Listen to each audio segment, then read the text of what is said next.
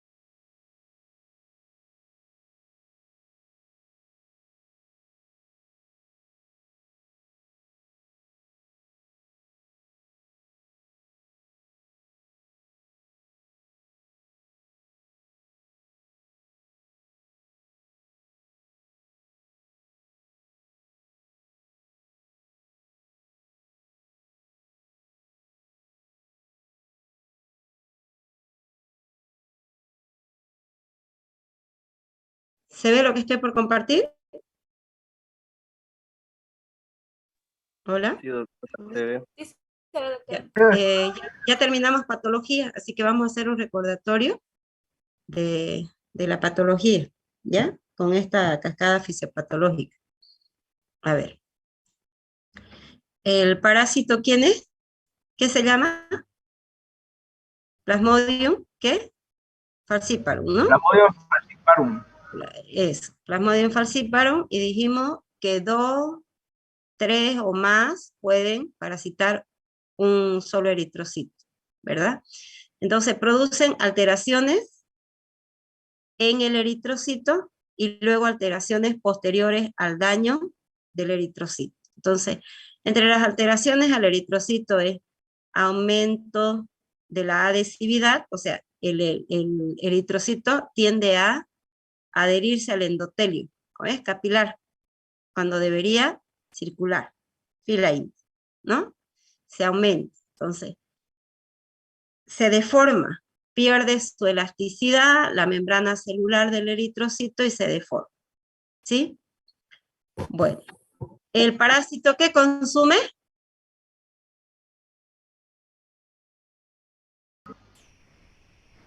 ¿Qué consume el parásito en el eritrocito?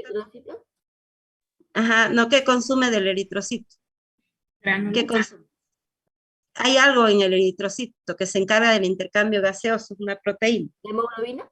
Es La la hemoglobina. hemoglobina, ¿no ves? La hemoglobina, hay un aumento de la fragilidad, se pueden producir toxinas y, bueno, el parásito constituye antígenos, ¿no? Es el parásito para nuestros anticuerpos. Entonces, esa, esa deformidad, aumento de la adhesividad, nos producen capilares bloqueados, ¿no ves? Porque agarran y se adhieren al endotelio capilar y además producen trombos, ¿sí? El consumo de hemoglobina produce una disminución en el transporte de oxígeno, el aumento de la fragilidad, el eritrocito se destruye, se produce hemólisis, ¿verdad? Y eso conduce a anemia, los capilares bloqueados, y la disminución en el transporte de oxígeno produce anoxia en los tejidos. Entonces, eso conlleva una vasodilatación y la anoxia produce un daño hepático. Lo mismo, ¿no? Los capilares bloqueados. Entonces, si hay daño hepático, el paciente puede presentar ictericia, ¿verdad? Entonces, en esta hemólisis, además, miren, cuando se destruye la hemoglobina, el hemo, el producto no proteico, tiene que pasar por las células del sistema retículo endotelial, pasar a un proceso que se llama la catálisis del hemo, producir biliverdina, bilirrubina, convertirse en bilirrubina, y la hemoglobina tendrá que transportarlo al hígado para que se glucoronice. La bilirrubina es un pigmento que puede ingresar a la célula, es liposoluble. Entonces, pero no tiene que estar en grandes cantidades. Tiene que ir al hígado para glucoronizarse, volverse hidrosoluble. Y lo transporta la hemoglobina. ¿Ok? Pero si hay un daño hepático, no se puede glucoronizar. Y esto, la bilirrubina, en vez de que siga degradándose para eliminarse por orina y por materia fecal, entonces no se glucoroniza, aumenta la bilirrubina directa y esto conduce a una ictericia. ¿Cómo lo vemos en el paciente? Esa ictericia, porque lo primero que se va a teñir son las membranas, ¿no? La mucosa, por ejemplo, una de ellas va a ser a nivel de la conjuntiva, ¿ya? Entonces una conjuntiva amarilla, ictericia. Esto nos puede conducir, miren, un daño hepático donde se produce la albúmina principalmente. Su función es a nivel de nuestro vaso sanguíneo, pero se produce en el hígado. Esto conduce a una disminución de la albúmina, ¿ya? Ahora, todo esto, el daño hepático puede llevarnos a una insuficiencia hepática. No se hace nada con nuestro paciente y el paciente puede morir, ¿ok? Bueno, la disminución de la albúmina a su vez puede producir. ¿De qué se encarga? Además de la albúmina que ya les dije que transportaba la bilirrubina para glucuronizar, hay una función importante a nivel de los vasos sanguíneos de la albúmina. En la presión hidrostática. Oncótico. Oncótico coloidosmótica. Muy bien. Entonces, si eso no hay, puede llevar a un edema cerebral. Conduce a la muerte si no se atiende al paciente. ¿Ok? Bueno, ahora, una sobrecarga de líquidos. Si el paciente también no está funcionando adecuadamente, miren, los riñones, una sobrecarga de líquidos puede llevar a un edema pulmonar y también el edema pulmonar puede conducir a muerte de nuestro paciente. Estamos por aquí, ¿ya?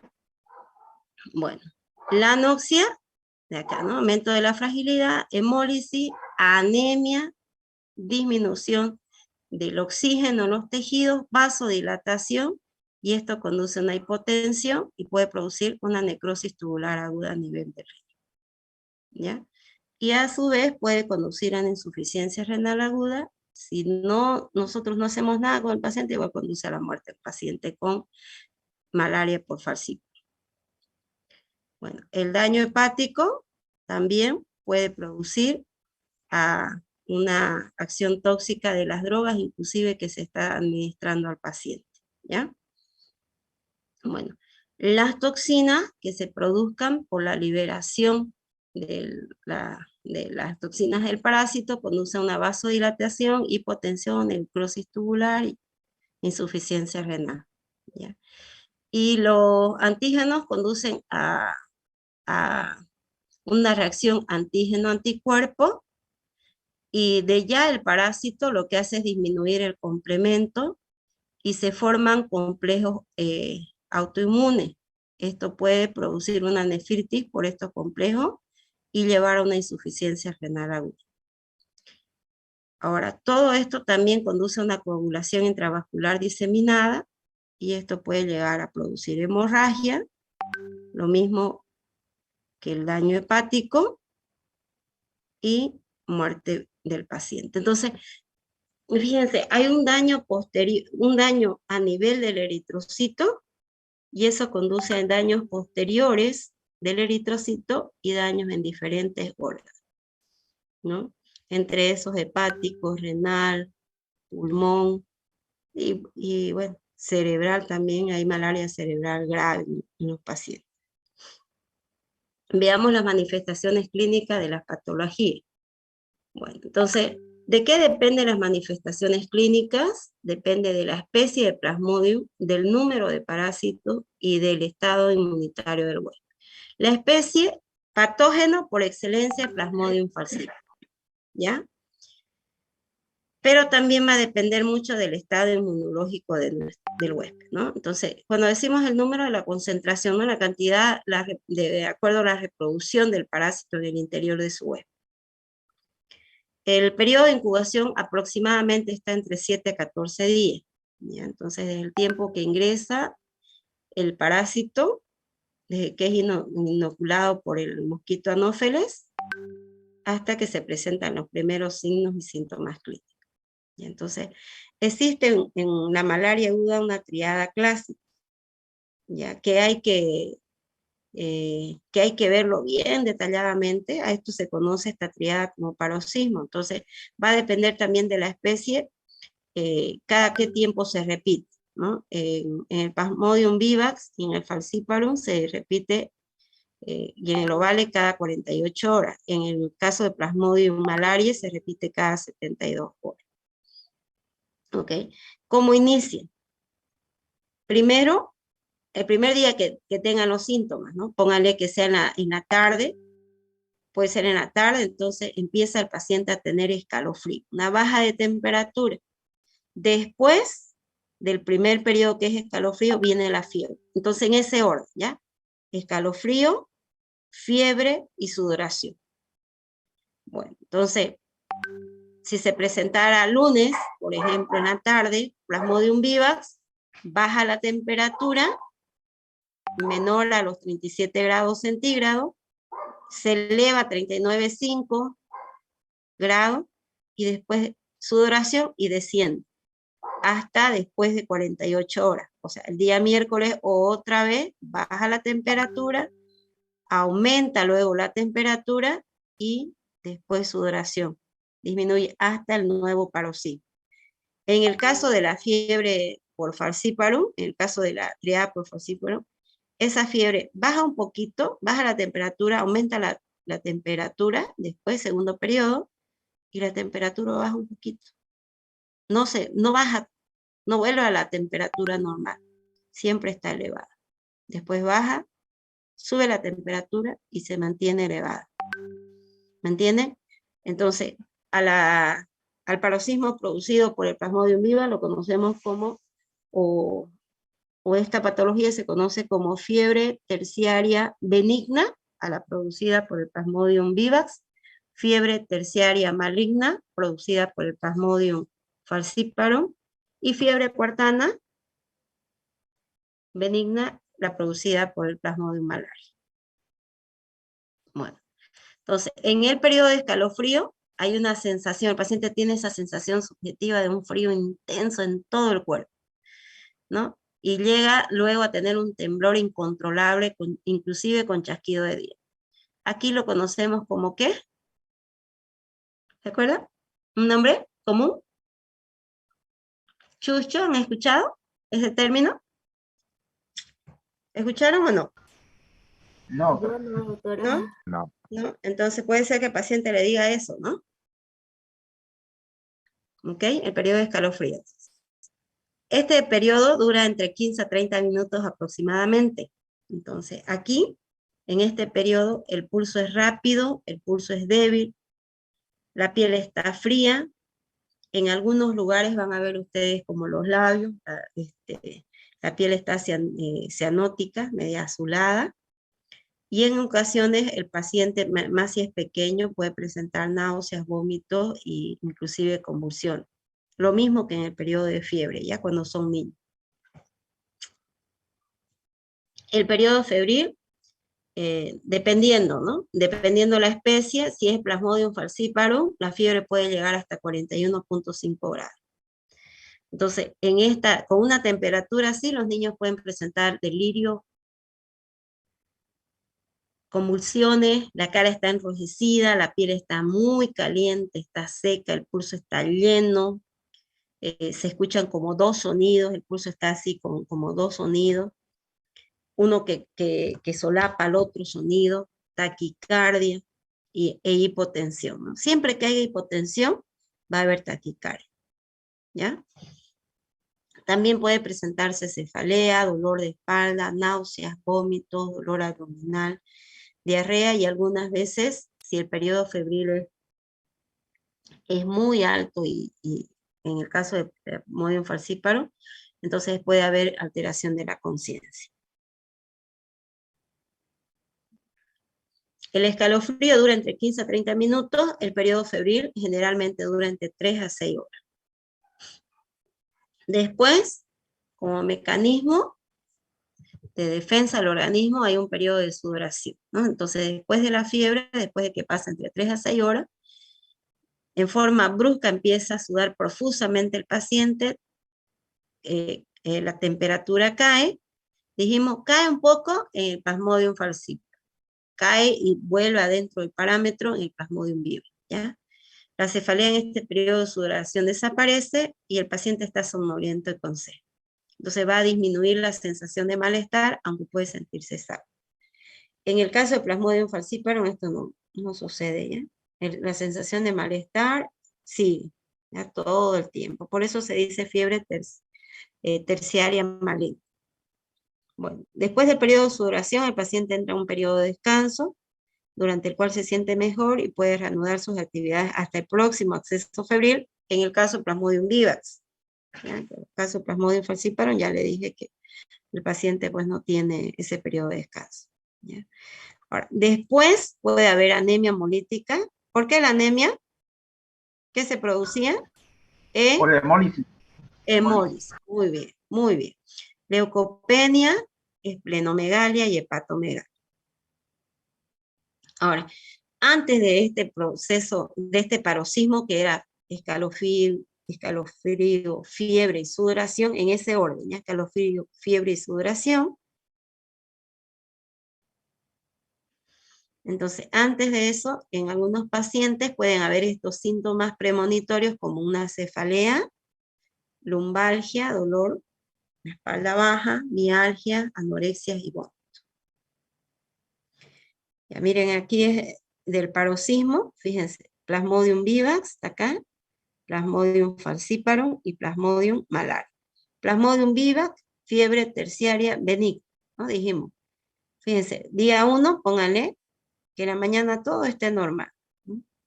O cae la temperatura, ¿ya? Miren, que esté la temperatura, aquí consideramos una temperatura dentro del parámetro, ¿no? En la tarde aumenta la temperatura, 15 a 30 minutos, miren, luego desciende y puede estar dentro del parámetro, ¿no es cierto? Cuando va a dar el escalofrío, primero, temperatura, se eleva la temperatura, baja, desciende y otra vez. Esto se lo denomina paroxismo, cada 48 horas, ¿no? Entonces, cada 3 días, día 1, 2, 3. Fiebre terciaria benigna. Ahora, vean, cuando están las temperaturas bajas, es cuando se rompe el esquizonte, libera los melosocitos, y la temperatura elevada empiezan a ingresar los melosocitos al interior, ¿no? Se va a reproducir y luego, mira, nuevamente, ¿no? En el periodo febril, los esquizontes ingresan, los melosocitos invaden los eritrocitos. En el caso de Plasmodium falciparum, fíjense, primer día se eleva la temperatura, desciende a una temperatura normal, ¿qué dice? No, espera, no. No, ¿no es cierto? Hasta que al tercer día baja la temperatura y luego se eleva y se mantiene alta.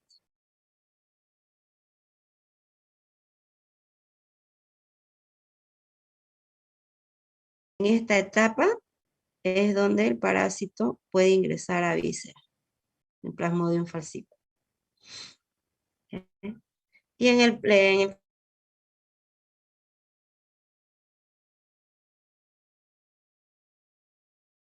baja, miren, hay una baja de temperatura, se eleva, baja la temperatura, vuelve a los parámetros, puede bajar un poquito, elevarse, pero dentro del parámetro, ¿no? Luego baja la temperatura, se eleva y luego desciende, ¿ya?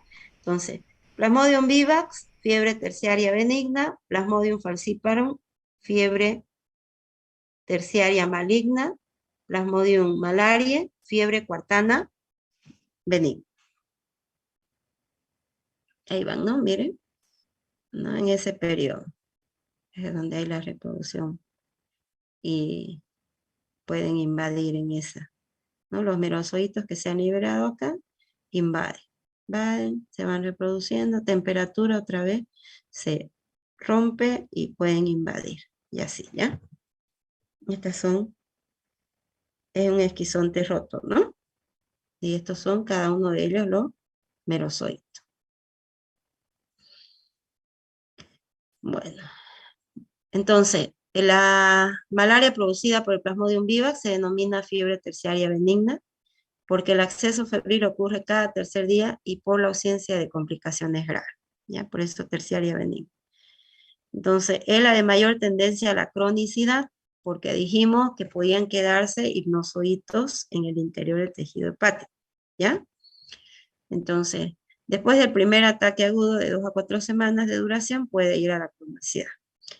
Y esas recaídas se deben a la invasión de eritrocitos por merozoitos tisulares que proceden de hipnozoitos que están en el tejido hepático, ¿ok? Las recaídas por Plasmodium vivax pueden ocurrir después de varios meses o años, en el caso de que hayan estos merozoitos que se encuentren en el interior de los hepatocitos.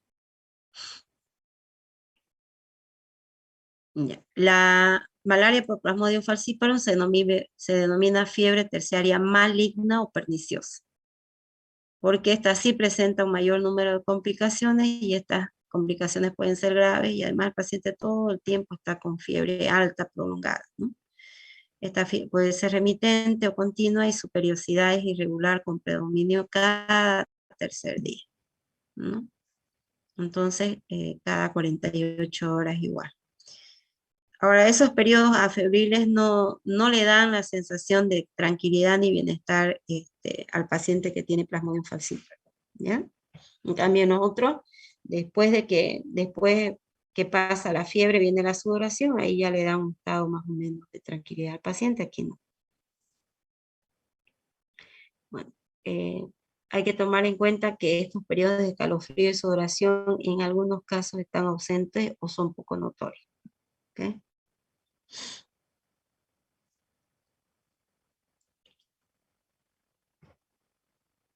El paciente además presenta dolores óseos, cefalea intensa, anorexia y los vómitos y la irritación intestinal son bien marcados. Existe gran hemólisis con anemia rápida e intensa debido a la alta parasitemia. Además puede existir anemia autoinmune, que nuestros propios anticuerpos destruyan a nuestros eritrocitos produciendo hemólisis. Y por la rigidez y capacidad adhesiva a los capilares internos de los eritrocitos parasitados se favorece lo que conocemos como trombosis, ¿no? Entonces, esta trombosis puede ser causante de varias complicaciones como malaria cerebral, fiebre biliosa hemoglobinúrica. Hay una destrucción de la hemoglobina y se ve en la orina como si fuera una sangrasa, la orina así oscura, ¿ya? Puede conducir a insuficiencia renal y otras complicaciones. Bueno, de todas, la complicación más frecuente producida por Plasmodium falciparum es la malaria cerebral, es la más frecuente. Entonces, este cuadro clínico se instaura gradualmente. Aquí el paciente presenta cefalea intensa que puede estar acompañada con los paroxismos febriles o no, ¿ya? Entonces puede haber pacientes que sí tengan esos primero así, ¿no? Esa triada, como es escalofrío, fiebre, sudoración, pero en otros pacientes no se presenta, pero sí hay una cefalea intensa. Este paciente progresivamente entra en coma debido a la deficiente circulación cerebral y este coma podría ser, si llega a ser irreversible, entonces, bueno, conlleva la muerte del paciente. Si el coma no es irreversible, o sea, si se puede hacer algo con el paciente, entonces la fiebre puede aumentar y puede presentar el paciente cambios en la conducta y tener algún tipo de manifestaciones neurológicas. ¿Ya? Entre esas manifestaciones neurológicas pueden ser delirio, espasticidad, hiperreflexia. Ahorita les voy a mostrar en qué consiste el Babinski positivo, que es un signo cuando se le hace al paciente a nivel de la planta de los pies, ya con una estructura roma. Hay disartria, ataxia, el paciente no camina bien, movimientos involuntarios, musculares, musclonos, hay embotamiento de la sensibilidad superficial, incontinencia de esfínteres, puede presentar el paciente convulsiones tónico-clónicas muy parecidas a pacientes que tienen epilepsia. Puede haber parálisis facial, epistótonos y trismo. Ahorita les muestro con las imágenes, se van a dar cuenta mejor, ¿ya? Miren, esto de aquí es una espasticidad, el paciente no puede tener movimiento, ¿no? Queda así. Los reflejos son rápidos, y hay hiperreflexia. ¿No? Con un instrumento Romo. Cuando es normal, fíjense, al pasar puede ser con un tipo lapicero que se le haga al paciente, entonces los dedos van hacia adentro. Se flexionan bien, ¿no? En cambio, cuando es patológico, este signo, mire, los dedos se abren, van hacia afuera. Y entonces este es un Babinski positivo. No se abre, hay una extensión. Esta flexiona y acá se extiende más bien los dedos, ¿no? Entonces hay una extensión dorsal del ortejo mayor. Al hacer esta estimulación con este objeto ROM, esa es la ataxia, ¿no? Como si tuviera un problema cerebeloso y entonces no camina bien, va como tambaleando de un lado a otro. Puede no tener nada de sensibilidad superficial, ¿ya? No tiene ningún estímulo. Micción involuntaria, ¿no? Relajación de esfínter, incontinencia de esfínter.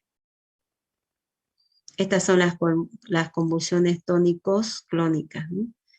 Entonces, en la tónico, el paciente se pone así bien rígido, ¿no? Entonces puede tener pérdida de la conciencia, puede tener incontinencia, ¿ya? Y en la fase clónica tiene movimientos muy repetidos, de las piernas, sacudidas, piernas, brazos, en esta fase. Entonces puede haber convulsiones tónico-clónicas. Esas serían, ¿no? Miren la cianosis. Color azul en la cara. O puede haber inclusive parálisis facial en una parte, en un sector. O puede cerrar los ojos, pero no hay ausencia de arrugas y cae, ¿no? El labio. Eso es el opistótono, una rigidez hacia atrás. Y el trismo queda así, como si no pueden tener los movimientos musculares adecuados. Entonces la complicación más frecuente en el caso de paludismo por Plasmodium falciparum es la malaria cerebral, ¿ya? Ahora, si no se hace nada con el paciente, si no se logra sacar del coma, o sea, si llega a coma y no se saca del coma, ya saben, puede morir el paciente. Si no, puede tener alguna alteración de las que les he mencionado anteriormente. Otra complicación que puede darse es la fiebre biliosa hemoglobinúrica. Esta es una complicación grave y puede ser producida por deficiencia de esta enzima que es la glucosa 6-fosfato deshidrogenasa. O también puede ser producida por mecanismos autoinmunes. Entonces, este cuadro se caracteriza por anemia hemolítica, instalación rápida, y la orina es de color oscuro negra, como les decía, ¿no? Entonces, en la orina se pueden excretar cilindros de hemoglobina, y estos cilindros obstruyen los tubos y llevan a que no se realice la micción y prácticamente no salga nada de orina, ¿no? Miren así, oscurísima, ¿no? A este color se le llama color ámbar, ¿no? Así oscuro. Bueno, puede haber crisis hemolíticas con ictericia, hemoglobinuria, fiebre. El pulso puede ser rápido, débil, y el ataque es súbito y está precedido de fuertes escalofríos con náuseas y vómitos biliosos severos, acompañados de un dolor epigástrico. Otra complicación es la insuficiencia renal. Esta también va de la mano del Plasmodium falciparum, ¿no? Las anteriores todas son complicaciones del Plasmodium falciparum.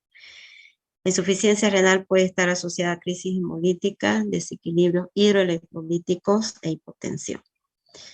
Entonces va a haber una disminución en la eliminación de sustancias de desecho y disminución en la producción de orina. Entonces, ¿qué sustancias se deben eliminar o se eliminan en la orina? ¿Qué La urea. sustancia? Urea, ¿qué más? Creatinina, amoníaco, ¿no? Ácido úrico también, varias sustancias. Bueno, entre otras complicaciones, debido a las trombosis múltiples, que puede afectar muchos órganos, entonces se va a producir sintomatología de acuerdo al órgano en que se ha comprometido, ¿ya? Entonces puede haber el síndrome gastrointestinal y aquí puede haber vómitos, dolores abdominales, diarrea tipo sanguinolenta, ¿ya? Y además si hay colapso circulatorio, entonces puede haber enfriamiento de la piel e hipotermia. Bueno, la malaria crónica se produce principalmente por el Plasmodium vivax y el Plasmodium ovale, ¿no? Entonces, esta malaria se considera crónica en casos de que hayan recaídas debido a esa persistencia de los hipnozoitos, ¿no? O también puede ser secundaria por parasitemias bajas de larga duración. Entonces, cuando conocemos o denominamos malaria crónica, en los casos de Plasmodium vivax y Plasmodium ovale que no han sido tratados y que hayan sobrepasado la etapa aguda.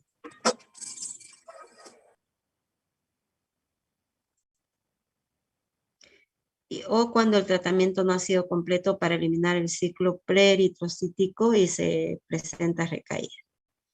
No se olviden que el ciclo preeritrocítico, ¿dónde se lleva a cabo? ¿Dónde? Cuando ingresa, ni bien ingresa, ¿dónde se lleva a cabo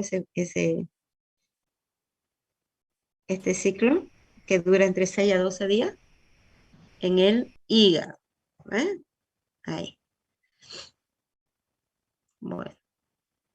En caso de infección por Plasmodium falciparum o Plasmodium malariae con parasitemias bajas o tratadas insuficientemente, entonces, bueno, más frecuente son la malaria crónica en caso de infección por Plasmodium vivax o ovale, ¿no? Rara vez por Plasmodium falciparum. Más bien son infecciones agudas. Bueno, en las formas crónicas, los signos y síntomas clínicos se presentan como el ataque agudo inicial, pero algunos pacientes pueden tener cuadros irregulares.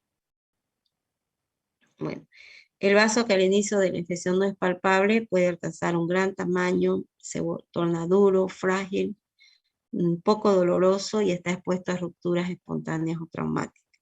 No se olviden que el vaso es importante porque llega a ser el cementerio de los eritrocitos, ¿cierto? Entonces hay que cuidar, ¿ok? En general, la malaria crónica generalmente es benigna, pero puede llevar a un debilitamiento y anemia progresiva en el paciente.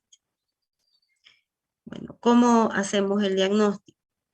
Clínico, entonces tenemos que cerciorarnos porque como es una enfermedad febril, produce un síndrome febril, entonces podemos confundir con enfermedades febriles, ¿ya? Principalmente cuando hay cuadros clínicos atípicos. ¿Qué nos puede orientar? A ver, si no fuera típico, ¿qué nos orienta? Alguien que me diga, ¿qué nos puede orientar? La duración de la fiebre, por ejemplo, cuando hay escalofríos. Eso, ¿no? El paroxismo, ¿no es cierto? los paroxismos, ¿no? Que vienen a ser primero escalofrío, luego fiebre y después sudoración. Eso nos podría ayudar, ¿ok? Bueno, entonces, como estamos hablando de un síndrome febril, debemos hacer además un diagnóstico clínico diferencial de la fiebre amarilla, fiebre tifoidea, fiebre paratifoidea, fiebres hemorrágicas, fiebre recurrente, hepatitis y abscesos hepáticos en el caso de que pueda estar involucrado también el hígado, ¿no? De la brucelosis, del dengue. No se olviden que en un dengue hemorrágico pueden haber melenas, heces, ¿no? Heces negras. Entonces podríamos confundir también. La malaria puede haber por falcíparo. De la tuberculosis, de la leishmaniasis visceral. Aquí en la leishmaniasis visceral el hígado y el vaso están afectados. De la pielonefritis y procesos sépticos, ¿no? Algún proceso infeccioso que pueda producir fiebre. Bueno, ahora, las complicaciones pueden simular otras enfermedades como meningitis, fiebres entéricas, septicemia, hepatitis fulminante, leptospirosis, tripanosomiasis y encefalitis viral. Entonces, como nos puede dar a confusión, entonces se dice que el diagnóstico es de certeza cuando el laboratorio, a través de los exámenes de laboratorio, se encuentra el parásito. Entonces, en otras palabras, ante un diagnóstico clínico hay que hacer un diagnóstico de apoyo laboratorial. Bueno, entonces, entre las pruebas se puede hacer un examen microscópico. Este es el examen parasitológico, ¿no? Entonces, entre esos puede ser gota gruesa, extendido sanguíneo y recuento de parásitos. Entonces, con la gota gruesa podemos confirmar la especie del parásito. ¿Ya? La técnica de la gota gruesa lo vamos a hacer en el laboratorio. No es difícil, ¿ya? Entonces, si yo tengo un portaobjeto, no sé si tengo acá una muestra, a ver un ratito. Esa es una gota gruesa. Miren, yo acá puse una gota más grande, con el otro portaobjeto de fibriné, aquí, ¿ya? De fibriné, al hacer movimiento. Luego coloco en un vaso con agua. Eso quiere decir que produzco hemólisis, cosa de que los eritrocitos se destruyan y liberen el contenido, porque el parásito estaba dentro del eritrocito, ¿no? Entonces lo voy a ver fuera del eritrocito. Se tiñe, se seca y luego se puede observar. Se coloca una gota de aceite de inmersión y se mira al microscopio con objetivo de 100. Esa es la gota gruesa. ¿Ya? Bueno, entonces puedo confirmar la especie de parásito porque puede haber los gametocitos, ¿no? Y son diferentes en las especies, pero acá en Bolivia, ¿qué especies tenemos nosotros? Plasmodium vivax, falciparum. El vivo es redondeado, los gametocitas, el falciparum en media luna en forma de salchicha. Entonces puedo diferenciar. Entonces puedo hacer recuento de parásitos y aquí esto me indica la intensidad de la infección. Ahora, puedo utilizar otras pruebas de diagnóstica rápida, ¿no? Entre esas tenemos la optimal y el parasite. O puedo hacer unas pruebas, aquí no se hace, y aquí hacemos esta, la que más se hace gota gruesa y extendida. Y en algunos laboratorios pues tienen pruebas de diagnóstico rápido. Sí, dígame, Ledesma, ¿quiere preguntar algo? ¿Ledesma? No. Ok, bueno. Otras pruebas pueden ser reacción en cadena.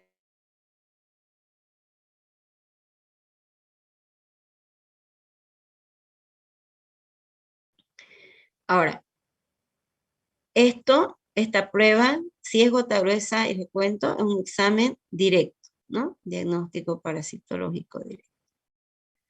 Estas son pruebas en el hemograma que nos pueden coadyuvar a nuestro diagnóstico.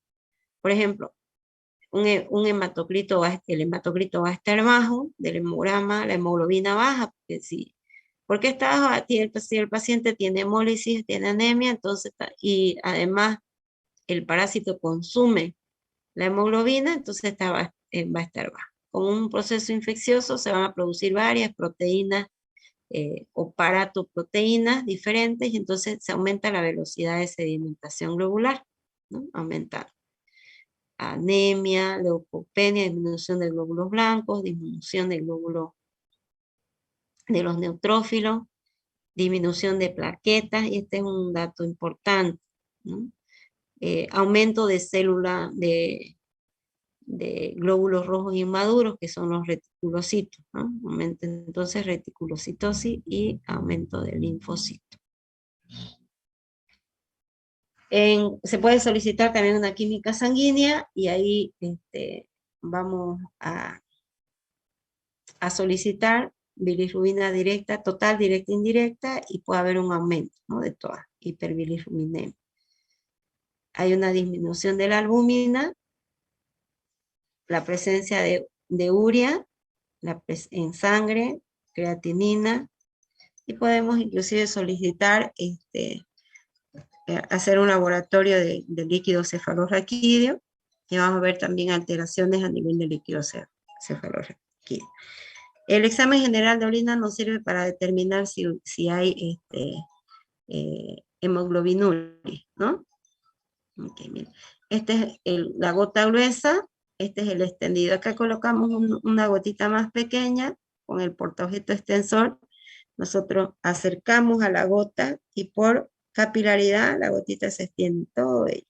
Y luego con movimiento rápido, un ángulo más o menos entre unos 60 grados aproximadamente, movemos rápidamente. Miren, aquí este extendido tiene todo, ¿no? Una cabeza, un cuerpo y la colita que termina, así. Este ya está teñido. Y el examen general de orina para ver si hay hemoglobina o hay alteraciones con las tiritas multistick, y el coloración, ¿no? Nos guía. A ver. Bueno, miren acá, en un extendido sanguíneo, cómo se ven los trofosoditos, ¿no?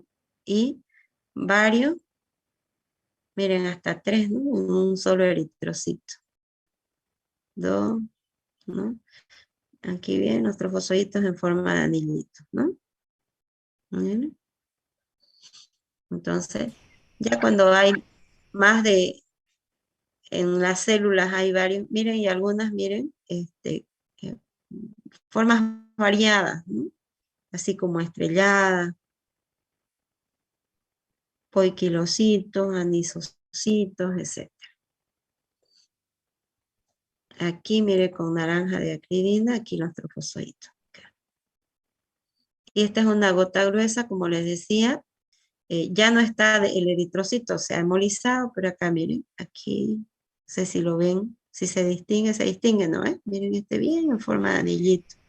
Aquí hay otro. Miren, en forma de anillo, el núcleo siempre periférico, en el trofozoide. Este es un glóbulo blanco, ¿no? ¿Estos qué son? Estos son eritrocitos, y estos, ¿qué se llaman? En forma de salchicha, media luna, gametocitos, ¿no? El plasmodium falciparum. Es el pigmento, ¿no? Palúdico malárico. Y ahora acá, miren, los gametocitos. Y aquí, uno solo, más hipertrofiado, se ve el eritrocito, que son trofosoditos, plasmodium, vivax, granulaciones de Schuffner, ¿no? ¿No es cierto? Aquí ya en forma megoide, más grande. Aquí miren, son trofosoditos en una gota gruesa, fuera del eritrocito. Aquí, miren, el pigmento, los merosoditos, una célula, un esquizonte, ¿no? Ya prácticamente por romperse, acabando de romperse. Liberan los merosoditos, entonces estos pueden atacar nuevos eritrocitos. Aunque ya miren, liberado el pigmento, y ahí está.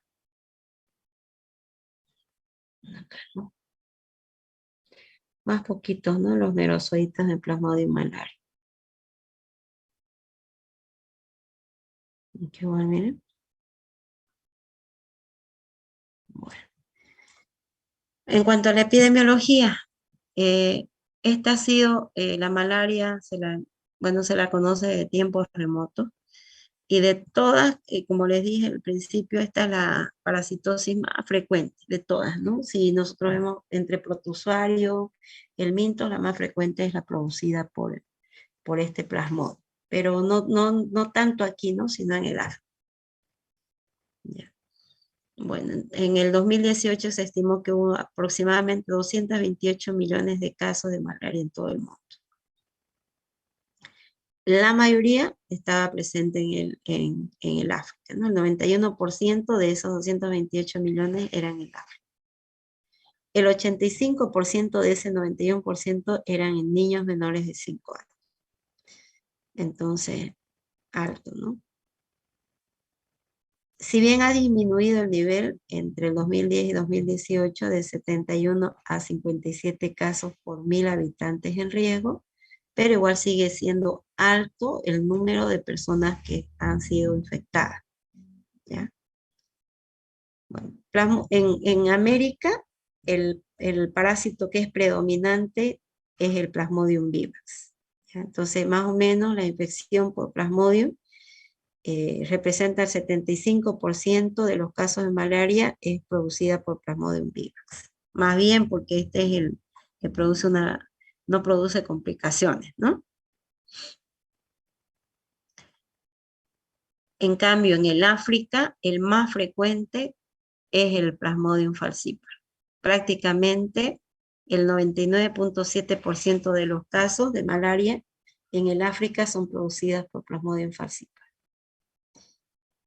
Entonces, y aproximadamente en 2018 se estimó unas 405.000 muertes por malaria en todo el mundo. Es elevado, ¿ya? Bueno, ha disminuido del 2017 y ha disminuido del 2010, pero igual sigue siendo alto, ¿no? El número de personas. Y sobre todo, principalmente, que son niños, ¿ya? Bueno, en Bolivia se considera un problema prioritario de salud pública por su prevalencia en 7 de los 9 departamentos del país y principalmente ¿en qué época? ¿Qué dicen ustedes? Hay zonas endémicas para el vector y en qué épocas, a ver, en qué épocas del año, ¿qué dice? En épocas de lluvia. Eso, en épocas de luz, así es, ¿ya? Mira, ha ido descendiendo, ¿no? En el 98 había un reporte de 74.350 casos positivos y fue descendiendo a 4.424 alto, ¿no? Para diciembre del 2017. Bueno, entre los factores epidemiológicos en la transmisión tenemos los factores primarios y los secundarios. Los primarios son aquellos que son indispensables para la transmisión de la enfermedad. Entre ellos tenemos el hombre enfermo o fuente de infección, un hombre que está enfermo, el vector y el hombre susceptible o receptor. Entre los factores secundarios, zonas climáticas, altura sobre el nivel del mar, alto grado de humedad atmosférica, temperaturas elevadas y la luz. Entonces podríamos decir que también aumenta la prevalencia de enfermedad cuando aumenta la época de lluvia, ¿ya? Y más aún, ¿no? En las zonas, en departamentos como Beni, Pando, lugares boscosos, Santa Cruz también, ¿no? Los modos de transmisión puede ser esta es la más frecuente, ¿no? La transmisión por vector. Entonces se hace por la picadura ¿de quién? De la hembra, del mosquito del género Anopheles. Puede ser por transfusión sanguínea y esto ocurre cuando la sangre de los donantes tiene forma eritrocítica de plasmodium y puede ser que la parasitemia sea muy baja y si se la pasan, desapercibida. Ahora es más seguro, sí. Transmisión congénita, cuando hay inoculación directa de sangre con parásitos a través de la placenta, y la transmisión por un accidente, ¿no? Por jeringa. Puede ser por accidente o puede ser en pacientes que son adictos estas drogas, ¿no? Que se administra vía venosa. ¿Ya? Entonces, por ejemplo, en pacientes adictos a la heroína. Bueno, la cadena de transmisión de la malaria es posible romperla en alguno de esos eslabones cuando nosotros vamos, tratamos, ¿no? de controlar los parásitos o el vector o el hospedero. Por ejemplo, un paciente que sepamos que está enfermo y protejamos al paciente donde duerme con mosquiteros, cosa de que no venga el vector, pique y transmita a otro. ¿Ok? Entonces, todo con el fin de disminuir el contacto con hombre vector. Bueno, hombre enfermo, entonces, ¿qué habría que hacer? Tratamiento del enfermo, aislamiento o tratamiento profiláctico o quimioprofilaxis. ¿Ya? Entonces, ya el vector, uso de mosquiteros o toldillos, repelentes cutáneos, construcción, modificación y protección de las viviendas.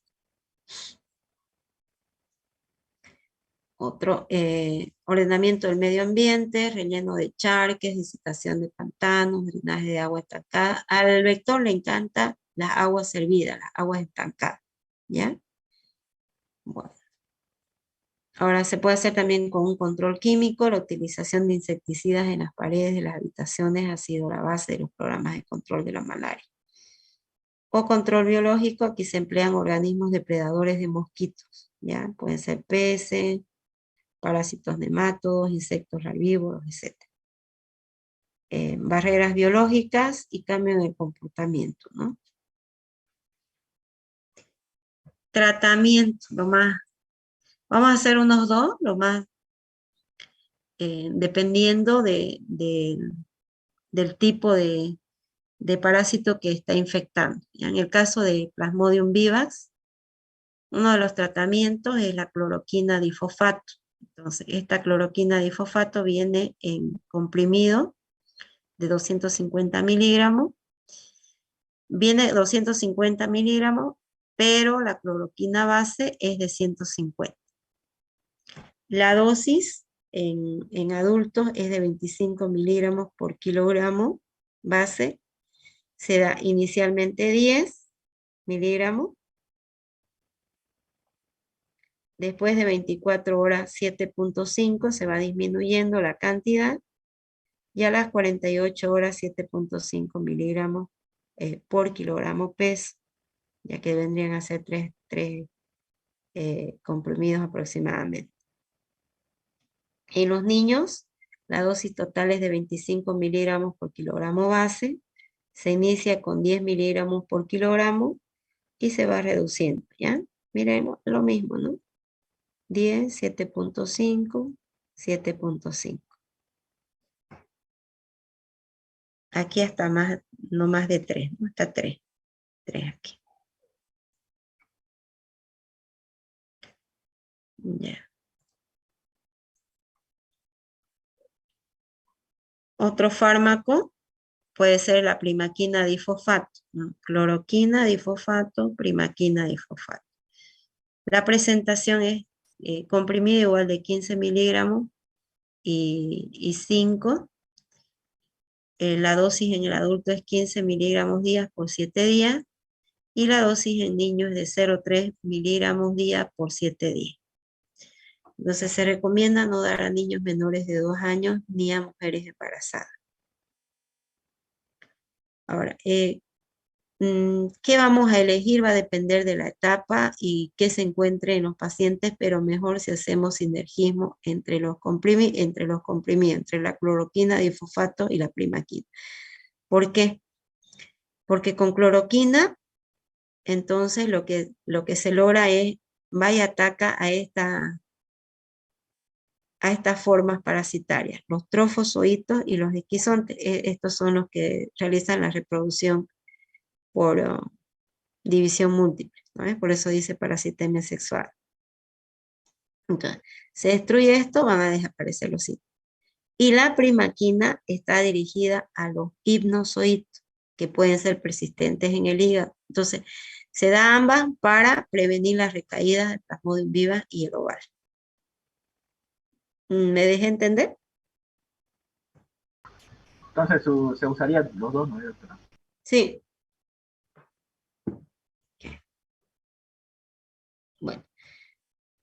Bueno, aquí el tratamiento para la infección por Plasmodium falciparum, dependiendo. ¿Hay complicaciones? ¿No hay complicaciones? Si no hay complicaciones, se puede dar este esquema. Y es, mire, no, 2 y un tercero más, con primaquina. ¿Ya? Entonces, mire, artemeter, lumefantrina, AM. El artemeter viene en comprimido de 20, la lumefantrina de 120. La dosis en adulto, 6 dosis de 1.5 miligramos por kilogramo de artemeter y 12 miligramos por kilogramo de lumefantrina. El tratamiento se da 2 veces al día por 3 días. En niños también, pero siempre respetando la misma, miren, dosis, pero respetando el kilogramo peso. Igual, 2 veces al día por 3 días. Después después del tercer día, se da un tratamiento con primaquina. En los adultos, 45 miligramos, que vienen a ser 3 comprimidos. Y en niños, 1.6 miligramos por kilogramo dosis única. Esto se administra al tercer día. Entonces, fíjense, sin complicaciones son 3 medicamentos. Y este al tercer día. En caso de que haya resistencia, o sea, resistente, no ceda, la fiebre no baja, entonces se puede hacer el segundo esquema. En los medicamentos es mefloquina más artesunato. La mefloquina viene en comprimidos de 250 miligramos y el artesunato de 50. En adulto, la dosis total va a ser de 25 miligramos por kilogramo. Entonces, ¿cómo se va administrando? 8 miligramos por kilogramo día y 4 de artesunato. Esto por 3 días. En niños, lo mismo, ¿no? Fíjense, lo mismo por 3 días igual. La misma dosis. Y ya al tercer día, el día que va a concluir, se administra primaquina. La misma dosis anterior.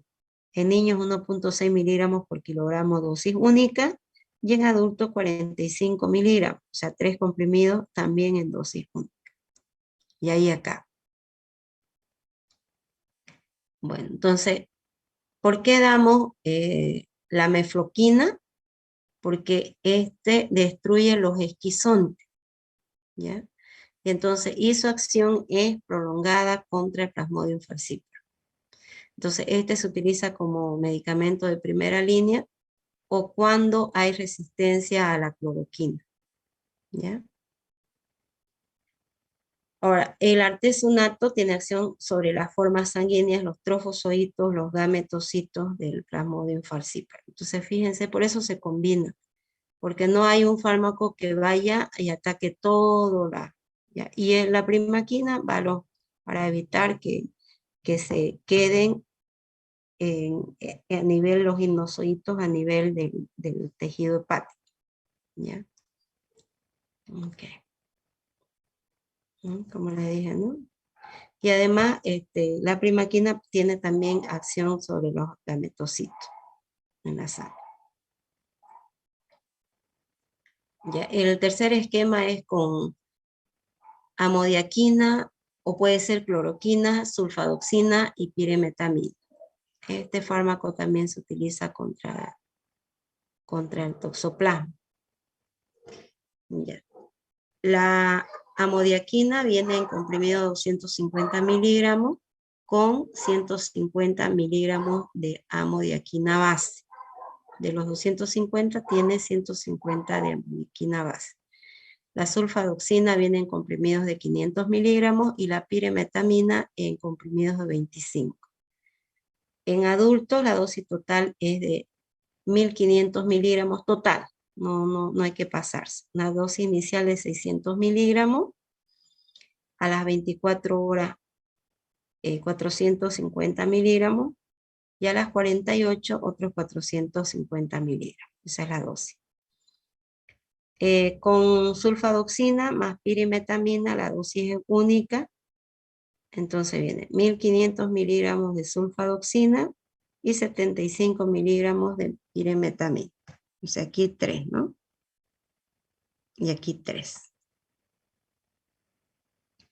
En niños, la dosis total de amodiaquina es de 25 miligramos por kilogramo peso. Inicial, primer día, 10 miligramos por kilogramo peso. Después de 24 horas, 7.5. A las 48 horas, 7.5. Bueno, igual, ¿no? Se administra también sulfadoxina más pirimetamina en dosis única, 25 miligramos por kilogramo peso de sulfadoxina más 1 miligramo por kilogramo peso de pirimetamina. Bueno, una vez se concluye el tratamiento con amodiaquina, recién se administra la primaquina, ¿ya? En niños sería la dosis de 0,6 miligramos por kilogramo en dosis única y en adultos 45 miligramos, o sea, 3 comprimidos, también dosis única. Bueno, se recomienda no dar a niños menores ni mujeres embarazadas. Aquí, ¿no? La amodiaquina es de acción rápida y actúa sobre los esquizontes. Y la primaquina sobre los gametocitos, ¿no? En sangre circulante. La pirimetamina sobre los trofosоitos. Y además potencia la acción contra otros medicamentos que son esquizonticidas. O sea, en otras palabras, que va a potenciar la acción de la amodiaquina que destruye los esquizontes.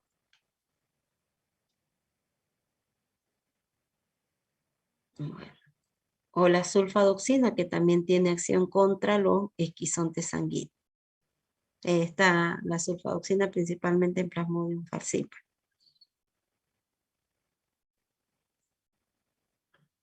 En el caso de infección severa o complicada, entonces se administra, puede utilizarse quinina sulfato, que viene en comprimido 300 miligramos, o cápsula.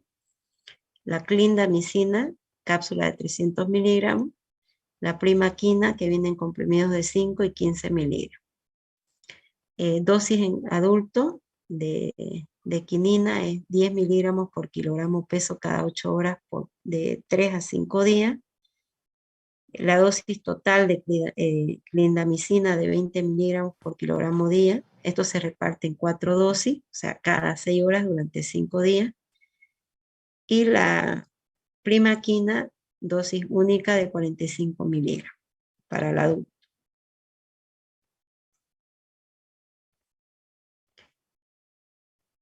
Para el niño, de quinina, 10 miligramos por kilogramo día cada 8 horas por 3 a 5 días. Clindamicina, 20 miligramos por kilogramo día, también repartido en 4 dosis cada 6 horas durante 5 días. Y la primaquina después de terminar la quinina.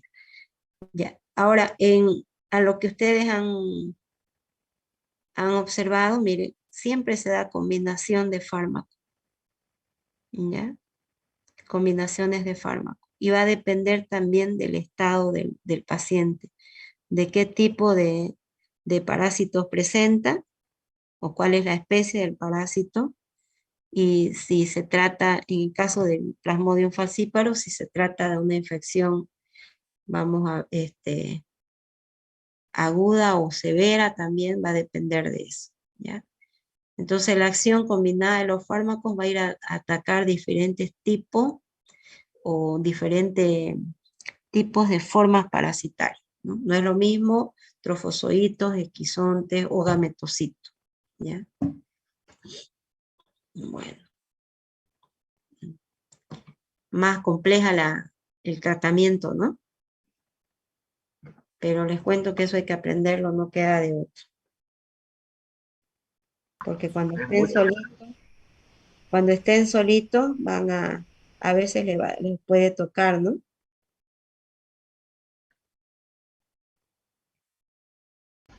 A usted le ha tocado, pero ¿Cómo? No, más bien no. Más bien no.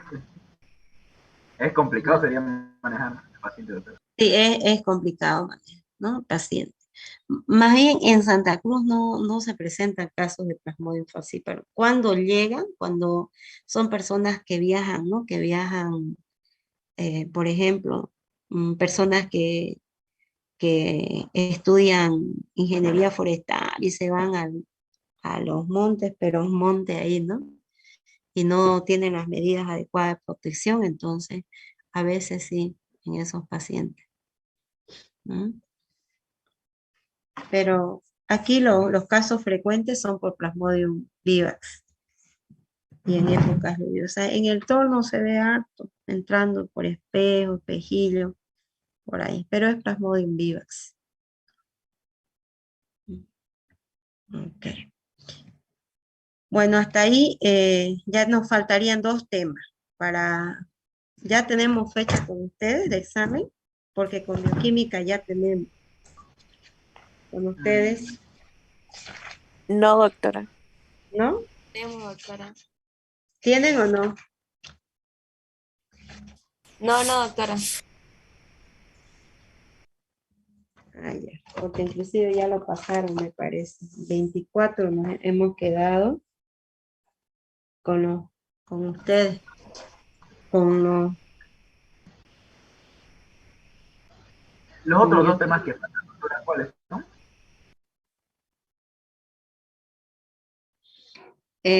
Nos falta Toxoplasma gondii, toxoplasmosis, ¿no? Por Toxoplasma gondii, y nos falta Leishmani, género Leishmani. Entonces, Varios.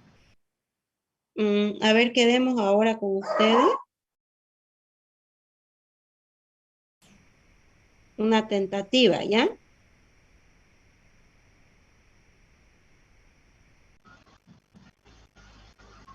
Sería después pues, del examen. Ajá, claro, nos faltan dos temas por avanzar. Entonces, a ver, voy a entrar al calendario.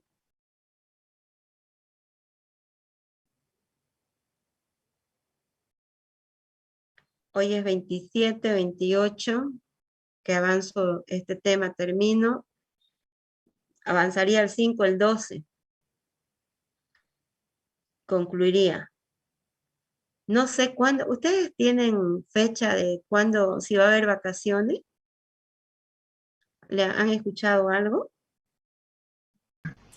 No, doctora. La No, verdad que no. doctora, no. ¿Mm? Hasta Creo que ahorita no dicen nada. tenemos. ¿No saben nada? Nada, Sí, doctora, sigue nomás el calendario. Si no dicen nada, tal vez sigue el calendario. ajá. Es que a veces las vacaciones son la última, no sé si son 2 semanas o una, no recuerdo bien. A veces son las últimas semanas de julio. A veces, ¿no? A veces lo hacen a mediados. Si fueran las últimas 2 semanas de julio, como que vamos a tener que dar el examen al retornar. Si es después del 20, póngale, entonces podemos dar examen el 18 o 19, cualquiera de esas dos fechas. O el 20 inclusive, El miércoles 20, 20. doctora. Podría ser, ¿no? Miércoles 20, así lo alejo el de bioquímica. Entonces una fecha tentativa al mediodía, le vamos a poner ahí ya, fecha tentativa por confirmar. Anoten, por favor, ¿Ya? por confirmar, miércoles 20 de julio 2022, a horas, ¿está bien 12:30? Una, a las 13, a horas 13, ¿está bien? Sí, doctora. Ya. Entonces esa sería nuestra fecha tentativa, ¿ok? Sí, está bien. Ya. ¿Alguna duda que tengan con respecto al tema?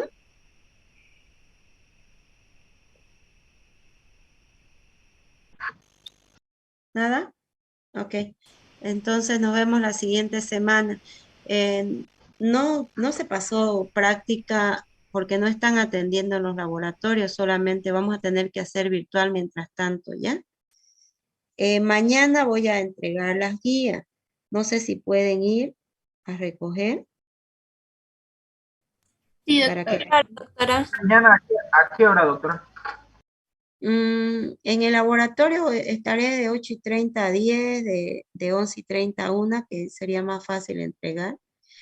Pero, no, pues laboratorio no, porque no No van están a atendiendo, abrir. no van a abrir, vamos a hacer virtual, y no me da para ir y corretear, ¿cómo hacemos? A ver, voy a pedirle de favor a la señora Juanita si es que puedo dejarla la guía y ella le puede entregar. Si ella me acepta, entonces dejo ahí para que ustedes puedan entregar en el transcurso de la semana, ¿está bien? Está bien, doctora. O si no, Yo sería les para el aviso. miércoles, ¿no? Ajá, más seguro para el miércoles, yo creo que hasta el miércoles se arregla, ¿ya? Nos avisa, doctora. Ya, aunque sea yo voy miércoles ahí, estoy toda la mañana, aunque sea para entregarles también. Si es que Doctora, ¿y los que no podríamos miércoles en la mañana? Disculpe. mm, puede alguien recoger por usted, algún compañero o compañera le puede pedir de favor, Sí, doctora. ya. Entonces yo anoto ahí a quién se lo voy a entregar, ¿ya? Más seguro miércoles entonces, porque si mañana no están todavía atendiendo los laboratorios, ¿ya? Bueno, que tengan una noche bendecida, jóvenes y señoritas, se me cuidan, que estén bien, nos vemos. Hasta Muchas luego, hasta Igualmente, gracias, luego. doctora. doctora. Hasta luego. Estén bien, hasta Muchas gracias, luego, doctora. Hasta hasta luego, luego, doctora. hasta luego, hasta luego. Hasta luego, doctora. Hasta luego, mamita, hasta luego.